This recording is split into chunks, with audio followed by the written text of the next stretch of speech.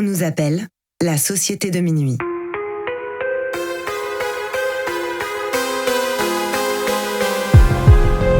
Séparément, on pourrait croire que nous sommes tous très différents les uns des autres.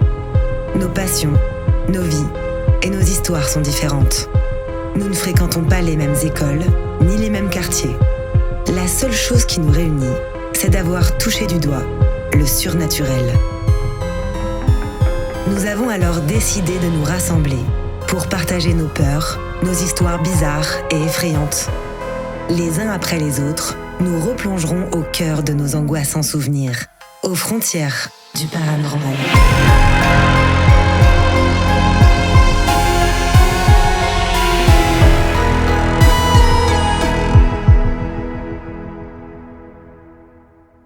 Si vous écoutez cet enregistrement, c'est bien parce que, vous aussi, vous partagez cette fascination pour l'étrange. Vous êtes les bienvenus, mais attention, préparez-vous à sortir de votre zone de confort, car les histoires que vous allez entendre se sont bel et bien produites. Alexis n'a que 13 ans quand lui et ses parents sont obligés de déménager en urgence. Ils décident de se faire construire une maison dans le sud-ouest, mais ils doivent d'abord patienter 1 an avant de pouvoir y emménager. Il faut donc qu'ils trouvent rapidement une maison de transition et aucune n'est disponible, sauf une. Et l'année pendant laquelle ils y seront locataires ne va pas être de tout repos. Cette histoire s'intitule « Bienvenue chez vous ».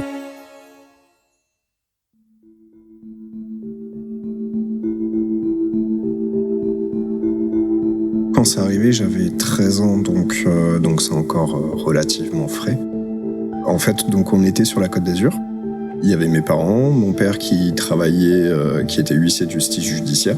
Donc il n'était pas un méchant huissier, il s'occupait vraiment que des affaires judiciaires, tout ce qui était crime col blanc, mafia, etc. Et ma mère était expert comptable avec lui. Techniquement, je suis leur seul fils, mais en fait on est 5, parce que c'est un remariage en fait. Donc ils avaient chacun de leur côté un frère et une sœur. On était sur la Côte d'Azur et un jour, mon père a eu un petit souci avec la mafia ukrainienne qui faisait du trafic d'uranium enrichi. Et donc mon père les a saisis, il y avait plusieurs maisons, des 4x4 blindés, plein de choses. Et en fait, la mafia ukrainienne était un peu rancunière. Donc il a pris quelques petits coups de pression et on a décidé de déménager, donc de quitter complètement la Côte d'Azur et de partir dans le sud-ouest. Donc on a trouvé un terrain là-bas, mes parents ont fait construire une maison, sauf qu'entre-temps, entre la vente de la maison de la Côte d'Azur et celle qui se montait dans le sud-ouest, il y avait un petit temps d'attente de 1 an. Et ils voulaient vraiment qu'on trouve une maison vers Saint-Égulphe. En fait, Saint-Égulphe, c'est dans le sud-est, pour situer un petit peu. C'est pas très loin de Saint-Raphaël, ça touche, c'est entre Toulon et Nice. Sauf que des maisons, il y en avait quasiment pas à louer, mais il y en avait une qui bougeait pas et qui avait l'air pas trop mal. Du coup, mon père, ancien commando marine qui bosse dans le judiciaire, il est très très très cartésien. Donc on s'est vraiment pas posé de questions, on s'est dit il en reste une, on va la prendre quoi. Donc on a pris la maison, de l'extérieur elle avait l'air cool, il y avait un grand jardin, on avait une belle vue, c'était pas mal. Et en fait, c'est à ce moment-là où il s'est passé vraiment plein de trucs qui en fait nous étaient jamais arrivés pendant toute notre vie. Déjà, juste en rentrant dans cette maison, t'avais froid. Genre, tu vois, je resitue un petit peu, t'es sur la Côte d'Azur. Genre, il pleut peut-être 20 jours dans l'année. Il fait tout le temps méga chaud. On a aménagé en plein mois de juillet. Et dans cette baraque, il faisait gavé froid. Il faisait vraiment trop froid. Même en plein été, on mettait pas des polaires, des trucs comme ça, mais on avait toujours un pull et encore une fois, il faisait déjà 30 dehors, quoi. On sait que quand il fait froid dans un espace, que ce soit par des recherches ou par la pop culture, on sait que c'est mauvais signe, quoi. C'est une génération qui, je pense, n'a pas forcément les mêmes codes que nous, parce que nous, on a été très influencés par la pop culture, les séries, les télés, les trucs comme ça. Après, à côté de ça, on a peut-être, pour certains, approfondi un peu nos recherches. Et lui, il a pas ça. Cette génération a pas ça. Donc du coup, ils se sont pas posé la question et ils ont pris la maison. C'est une maison à étage. Tu rentres par la porte d'entrée, sur la droite, tu vas avoir ma chambre, et le long, tu vas avoir un couloir qui amène dans une autre chambre, où il y a énormément de lits superposés. Je sais pas pourquoi, l'agent immobilier, je sais pas pourquoi non plus, bon, On s'est pas posé de questions, on n'a juste pas utilisé la chambre, quoi. Sur la gauche, tu vas avoir le salon, avec au-dessus la cuisine. Et après, à l'étage, un escalier en colimaçon, avec une porte sur le côté, mais ça on y reviendra après. Et tu montes à l'étage, et là tu as la chambre de mes parents.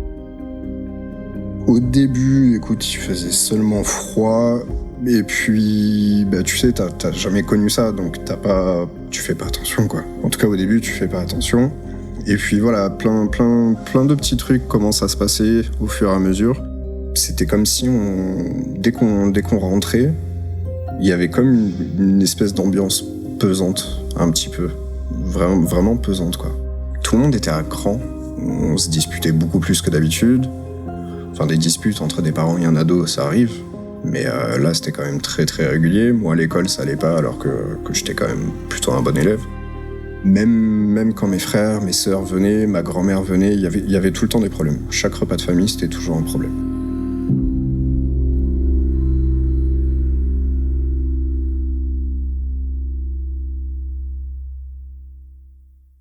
Dans la chambre de mes parents, à côté du lit, il y avait une petite porte qui devait faire à peu près, 30 cm, 40 cm à peu près de hauteur, et fermée de l'intérieur. Petite porte en bois, tu vois, comme si c'était une porte d'entrée, mais tu sais, comme dans les vieux films que tu regardes, c'est vraiment les portes en bois, mais fermée de l'intérieur. Impossible de l'ouvrir. Et puis elle commence à dire, ça m'empêche de dormir, il y a des fois, le soir, ça gratte, et ça gratte de plus en plus, et en plus, elle est de nature à pas trop dormir, donc là, en fait, elle dormait encore moins que ce qu'elle dormait pas, quoi. Et mon père... il doit y avoir des rats, ou il doit y avoir un truc, on va mettre des produits, on va essayer de faire en sorte qu'il n'y en ait plus, quoi. Au début, elle n'a pas eu la démarche de vraiment se focus sur les bruits, d'analyser les bruits, voir comment c'était fait et tout. Elle a entendu un bruit derrière une porte, ça grattait, elle s'est dit que c'était un animal. Qu'est-ce que ça peut être d'autre ? Tu vois, dans un esprit cartésien, qu'est-ce que ça peut être d'autre ? Et au final... les jours passent, et puis ça bouge pas. Il n'y a pas de rat qui sort, pas de rien du tout. Mais par contre, là, elle commence à se focus un petit peu plus sur les bruits. Parce que forcément, quand ça fait déjà 1 semaine ou 2 semaines, voire plus, que t'as pas dormi, à cause de ça, tu penses à peu près qu'à ça, quoi. Et en fait, elle s'est rendue compte que les bruits étaient vraiment très, très séquencés. Et tu sais, c'était pas un bruit d'animal, ça va arriver, ça va être un peu en furie, ça va gratter dans tous les sens, ça va s'arrêter, ça va reprendre 3 minutes après, ça va regratter pendant 1 minute, ça va s'arrêter, ça va reprendre 10 minutes après. Enfin, tu peux pas séquencer. Et là, le truc, c'est que c'était vraiment parfaitement séquencé. C'était 1 grattage, 2 grattages, 3 grattages, ça s'arrêtait. Ça reprenait après, 1 grattage, 2 grattages. Et vraiment... pas le côté furie de l'animal. Vraiment lentement, doucement, comme si quelqu'un en fait était en train de gratter ses ongles sur la porte, quoi.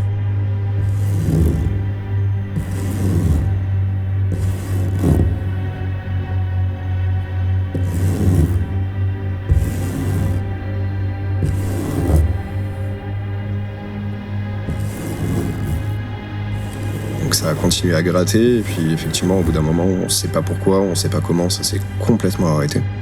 Du jour au lendemain, ça s'est complètement arrêté. Ça a duré quand même bien quelques mois. Et là, c'est vrai qu'on a eu une petite période de tranquillité, si on peut dire ça. Parce que là, la pression était toujours pareille, c'était toujours relativement invivable. Et du coup, juste après, alors là, c'est un truc un peu plus hardcore qui est arrivé.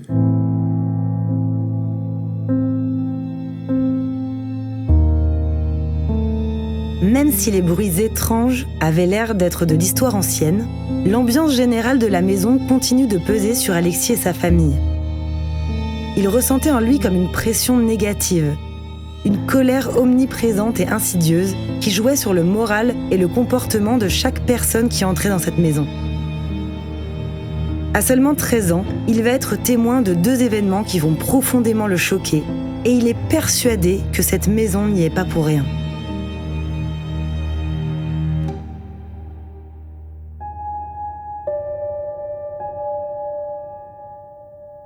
Donc j'habitais tout seul avec mes parents dans cette maison, parce que ma sœur, avec qui j'ai le moins de différence, elle a 9 ans de plus que moi, donc elle en avait 20 et 22, donc elle avait déjà son appart, elle habitait sur Nice.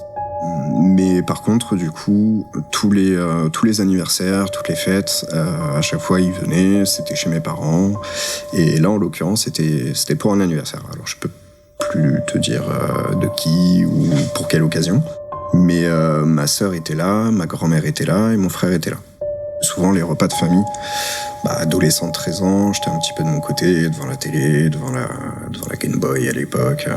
Et puis là, j'ai vu qu'il y avait de moins en moins de monde dans le salon. Et donc, je me suis levé, je suis allé voir vers la chambre, et puis j'ai vu qu'il y avait beaucoup de monde dans ma chambre. Le seul truc dont je me souviens, c'est qu'elle était allongée dans ma chambre. J'ai pas compris sur le moment, je pensais qu'elle s'était fait mal ou gamin de 13 ans, encore une fois. Enfin, moi, mon quotidien, c'était les Pokémon et Sniper, quoi. Donc, j'étais un petit peu loin de tout ça. Alors après, j'ai pas non plus tout vu, parce que dès qu'ils m'ont vu arriver, ils m'ont sorti vite, quoi. Là-dessus, mes parents m'ont emmené ma sœur à l'hôpital. Moi, je suis resté avec ma grand-mère. Et le soir, en fait, en arrivant, mon frère m'a pris entre quatre yeux et m'a expliqué dans les 5 minutes que ma sœur était enceinte, ce que je savais pas, et qu'en plus, elle avait fait une fausse couche. Et elle a fait une fausse couche dans ma chambre, qui plus est. Ça a été quand même l'épisode, je pense, le plus hardcore sur ce qui s'est passé sur cette année-là. Et puis après, pareil, de nouveau, un espèce de petit calme, toujours en gardant la pression, toujours en gardant cette espèce d'ambiance un peu pesante. Et le dernier événement un peu dans ce...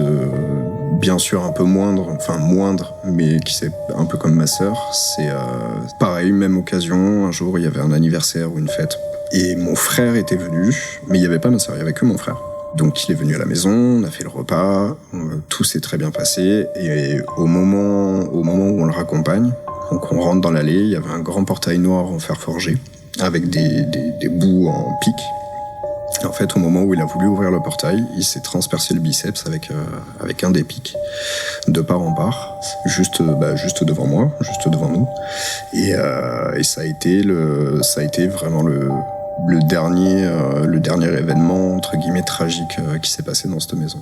Et je crois, si je dis pas de bêtises, que peut-être 3 semaines, 1 mois après, on déménageait.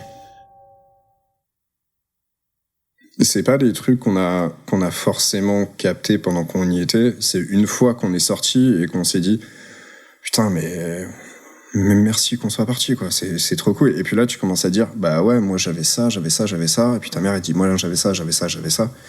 Et puis après, tu commences à regrouper tous les trucs et tu te dis putain, heureusement qu'on n'est pas resté très longtemps, heureusement qu'on l'a pas acheté, quoi. Des accidents, il y en a toute la vie, c'est pas un problème. Mais quand tout est concentré comme ça sur un délai hyper court, avec quand même autour de ça toute cette ambiance pesante, cette pression. Un an dans une maison où t'es censé être sur la Côte d'Azur et il fait froid, c'est comme si tu partais aux Bahamas et tu vivais avec une polaire, quoi. Ça a pas de sens. Il y a un problème. Et en fait, en partant, on a discuté avec l'agent immobilière. Et en fait, l'agent immobilière nous a avoué quelque chose, c'était que si cette maison était toujours disponible à la location, c'est que tout le monde savait dans le village que la maison était hantée. Il y a toujours, dans des villages ou des villes, il y a toujours une pièce ou un endroit qui est un petit peu hanté, etc.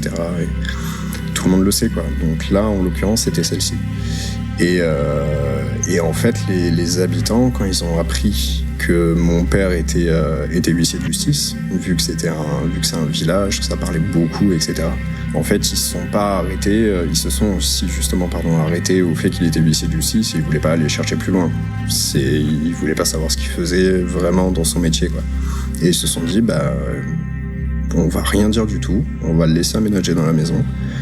Et puis s'il lui arrive un accident, tant mieux, quoi. Et l'agent immobilier nous a expliqué par la suite qu'il y avait eu des accidents un peu sordides qui s'étaient passés dans cette maison, notamment pas mal de suicides, des assassinats.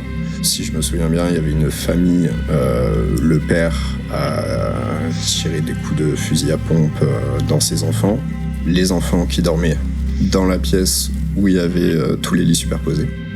Il a tué sa femme et ensuite il y avait la petite porte dont je parlais tout à l'heure, qui était dans l'escalier en colimaçon, qui en fait amenait dans la salle de la chaufferie.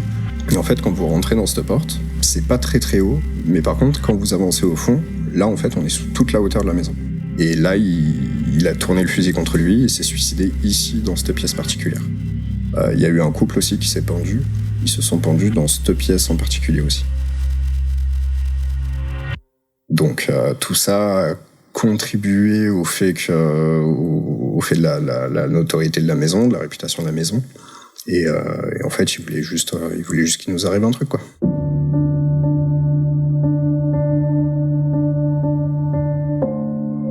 Pendant toute cette période, malgré tout ce qui s'est passé, mon père, aujourd'hui, tu vas le voir, tu lui demandes, il te dira qu'il n'y avait rien de particulier, quoi.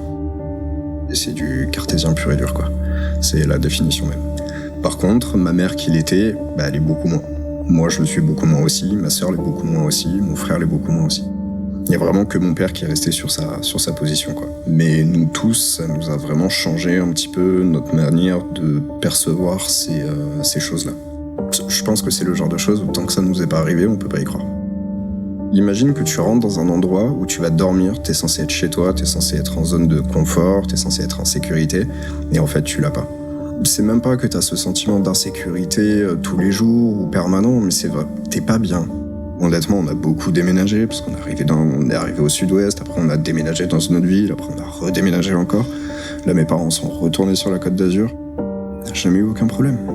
On a habité juste après cette maison, on a habité dans donc dans la maison qu'on avait construite, on était au pied des Pyrénées, qui fait quand même très froid, enfin, il fait très froid. Il fait plus froid que sur la Côte d'Azur. On n'a jamais eu aussi froid dans une baraque, quoi. En fait, tout ça, c'est arrivé en un an, alors que j'avais pas vécu ça pendant 13 ans, et que après, aujourd'hui, j'en ai 33, j'ai pas vécu ça pendant 20 ans, quoi. Donc c'est tout ça qui fait que cette maison était vraiment flippante, quoi.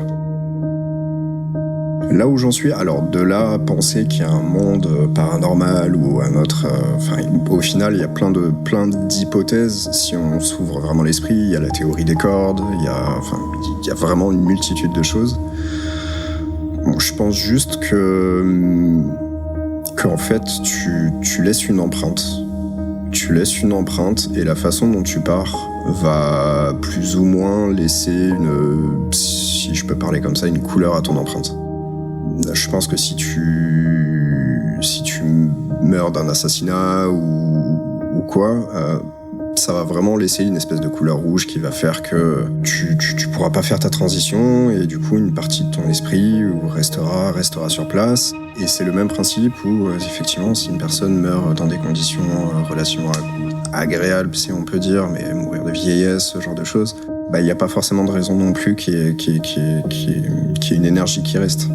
Ça a été un peu compliqué d'en arriver jusque-là. Je suis passé par pas mal d'étapes parce que je suis quand même de nature un peu curieuse et j'aime avoir le contrôle et je supportais pas ne pas comprendre. Je me disais mais comment ça se fait ? Ça m'est arrivé un petit peu plus tard, pas forcément directement en partant de la maison, parce qu'en partant de la maison je voulais qu'une seule chose, c'est plus du tout y penser. Mais ça m'est arrivé un peu plus tard où un jour je me suis réveillé, je me suis dit c'est quand même incroyable. Avant cette baraque, genre 13 ans avant, il s'est rien passé.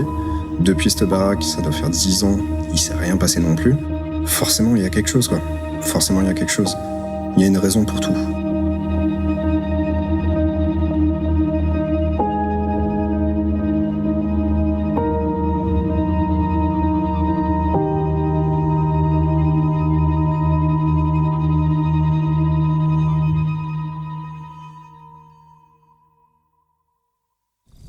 Vous êtes maintenant arrivé au bout de l'histoire d'Alexis.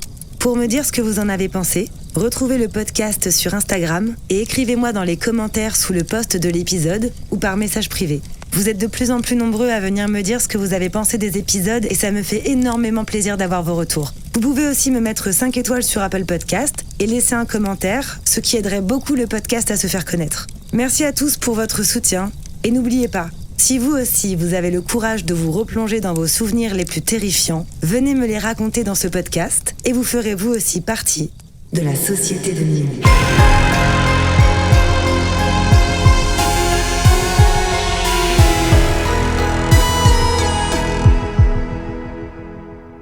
Ce podcast a été imaginé, réalisé et monté par votre hôte, Tatiana Benamou, mixé par Dimitri Benamou, et la musique du générique a été composée par Jérémy Marlon.